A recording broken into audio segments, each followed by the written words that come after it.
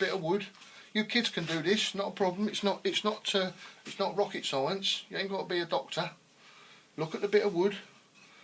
Look for the prettiest side. That's a bit grainy. That's a bit dirty. That's cleaner. That's cleaner, but it's straighter. See, that grain's a bit wandery. That's nice and straight. So we'll call that the face.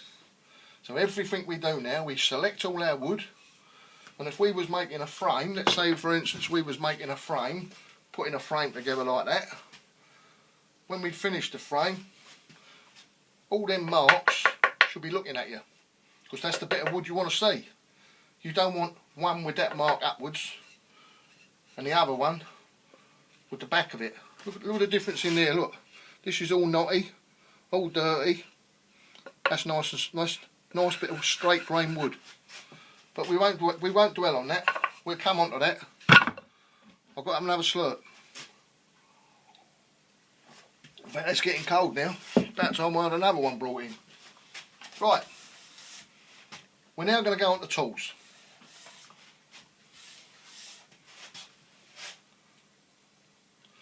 Morning guys, it's me again, Grandad Tell.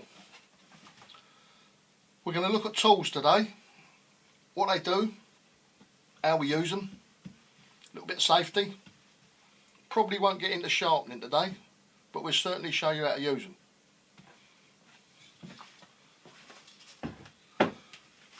Obviously if we want to cut a bit of wood, the first thing we need to do is know how long it is, how long we've got to cut it. So you need a tape measure. It's only a cheapy little one. Get these for £1 or £2, get them in the pound shop. This one's got metric, i.e. millimetres and centimetres, and it's got inches, or as I call it, the old way. I'm an old carpenter, explained that before. So I like to work in inches. 12 inches is a foot. 24 inches is 2 foot, 36 is 3 foot, etc, etc. But most of the stuff we buy now is metric. So I can work in metric. I do tend to convert it, which I shouldn't do, but for argument's sake today we'll work in metric for you, and I'll switch back to imperial now and again. In metric, approximately 100 millimetres is 4 inches, 200 millimetres is 8 inches, and 300 millimetres is approximately a foot. It's not an exact science, and when you get up to a metre, which is 100 centimetres or 1000 millimetres, a metre is approximately 39 inches, just over. So you need a tape measure. We've got a tape measure and measure our wood. Want to know how long it is. What do we need then? Well, we need a pencil, don't we? We've got to mark it. These are fine pencils. These are for workshop really. I like them about 3H, but anything will do. But the only thing you'll find, if you've got a B or an HB, you're forever sharpening it and they're breaking. So ideally in the workshop you want about a 2 or 3H. Don't press too hard, because when they're hard like that they make a mark in the wood you can't get out. When you're in the garden doing a bit of fencing or a bit of site work, building a shed, whatever you're doing in the garden, a good old site carpenter's pencil. They've got a thin way and a fat way. So I'm going to use these in the workshop, and if we do anything later on, if the videos go well, if we're in the garden, we'll be using them. If the videos go okay and you like them, we'll go outside, we'll do a bit of fencing, we'll build a shed, we'll build a pergola. Anything you want to build, we'll build. Bit of garden furniture, the odd garden chair or a little table. At the moment for the kids I'm making trugs, little mini trugs.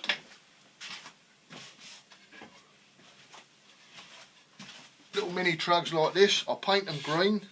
They're going to have a handle on it like this. The kids love them. I make them mini wheelbarrows and they have a trug in it. When they're mucking about in the garden, they've got their few little tools in it and they carry their trug around.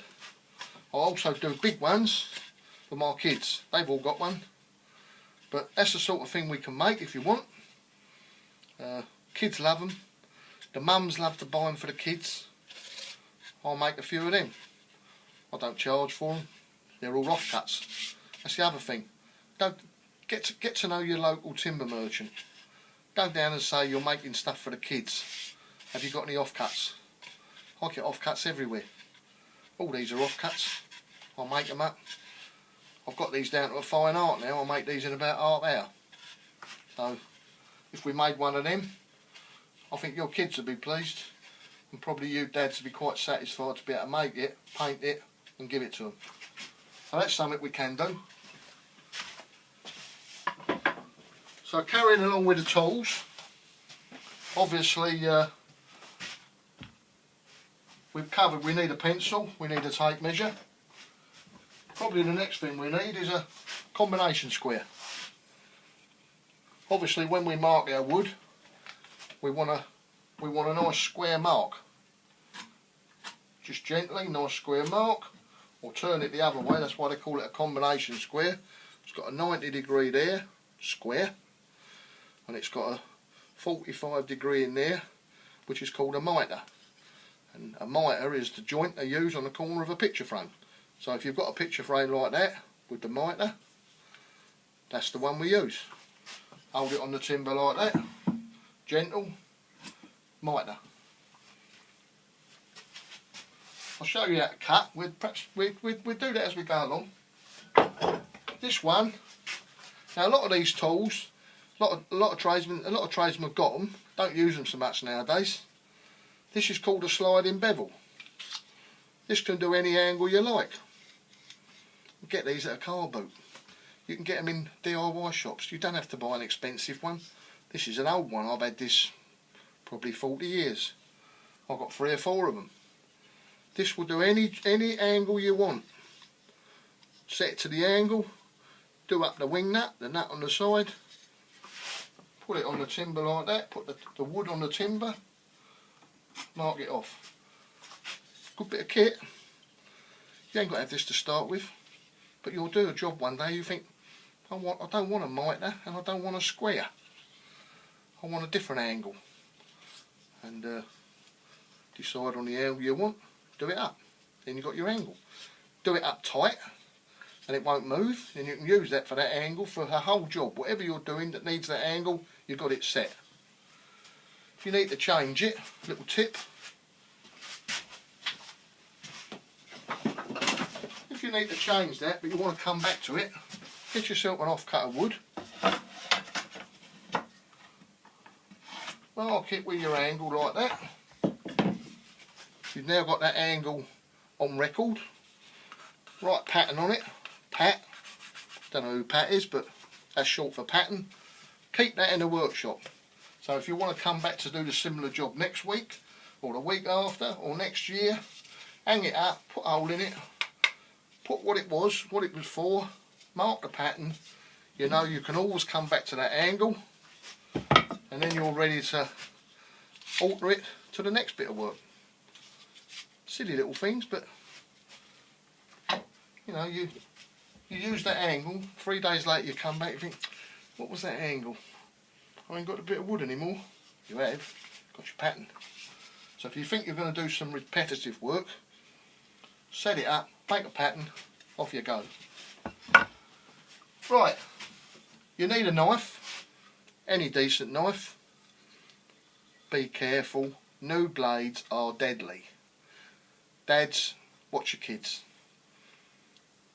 Don't let 3 and 4 and 5 year olds muck about with knives or chisels or saws or planes. Mums and dads, use your loaf. Work with them, show them the right way to use them. Hands out the way. If they're right-handed, get their left hand well out the way. If they're left-handed, get their right hand well out the way. If you're using a square with the knife to do a knife mark, make sure your hand's well away. Yeah?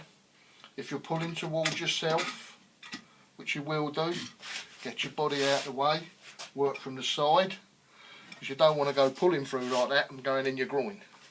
So, deadly bit of kit, but a must.